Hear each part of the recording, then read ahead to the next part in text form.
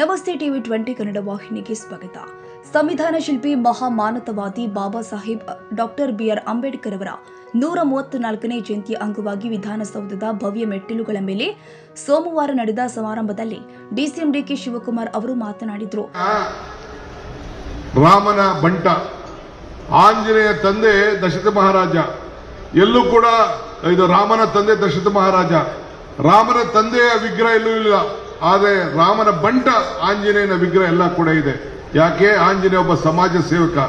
ಹಂಗೆ ಇವತ್ತು ಈ ದೇಶದ ಸಂವಿಧಾನವಲ್ಲ, ಜನರ ಬದುಕನ್ನ ರಕ್ಷಣೆ ಮಾಡಲಿಕ್ಕೆ ಬಾಬಾ ಸಾಹೇಬ್ ಅಂಬೇಡ್ಕರ್ ಕೊಟ್ಟಂತ ಕೊಡುಗೆಗೆ ಇವತ್ತು ನಾವು ಗೌರವನ ಸಲ್ಲಿಸುವಂತ ಕೆಲಸವನ್ನು ನಾವು ಮಾಡ್ತೇವೆ.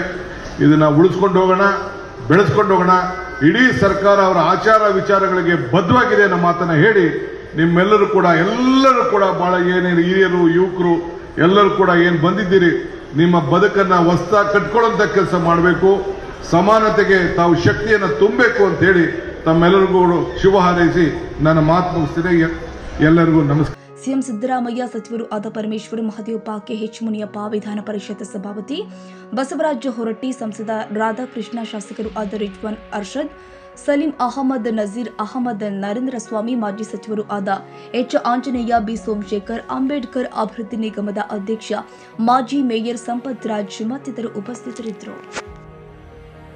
ಕನ್ನಡಿಗರ ಮೆಚ್ಚಿನ ನಿಮ್ಮ ಟಿವಿ 20 ಕನ್ನಡ ವಾಹಿನಿ ಇದೀಗ ಟಿವಿಯಲ್ಲಿ ಲಭ್ಯ. ಕರ್ನಾಟಕ ಮತ್ತು ದೇಶ ವಿದೇಶದ 360 ಡಿಗ್ರಿ ಸುದ್ದಿ ವಿವರವನ್ನ ಪಡೆಯುವುದಕ್ಕೆ ಟಿವಿ 20 ವಾಹಿನಿಯನ್ನು ಲೈಕ್ ಮಾಡಿ, ವಿಡಿಯೋಗಳನ್ನು ಶೇರ್ ಮಾಡಿ, ಕಮೆಂಟ್ ಮಾಡಿ, ಸಬ್ಸ್ಕ್ರೈಬ್ ಮಾಡಿ.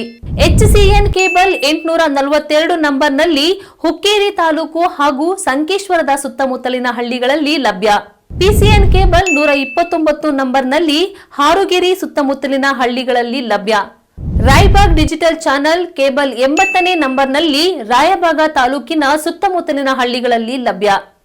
UDCN ಕೇಬಲ್ ನೆಟ್ವರ್ಕ್ ಉಗಾರ ಸುತ್ತಮುತ್ತಲಿನ ಹಳ್ಳಿಗಳಲ್ಲಿ ನಿಮ್ಮ ಟಿವಿ 20 ಕನ್ನಡ ವಾಹಿನಿಯೂ ಲಭ್ಯ.